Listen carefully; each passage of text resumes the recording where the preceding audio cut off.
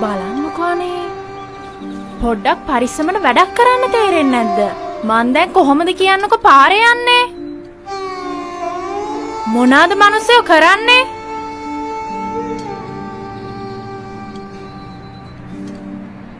අනේ sorry miss අපිට සමා වෙන්න. අපේ දුව හිතලා කරපු දෙයක් නෙමෙයි.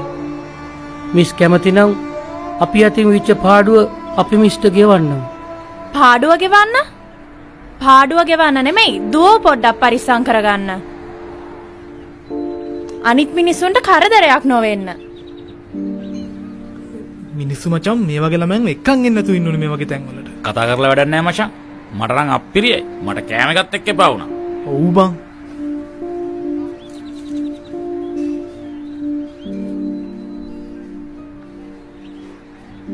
බලන්නකෝ අමීෂා මගේ ඇඳුම ඉවරයිනේ තනිකර.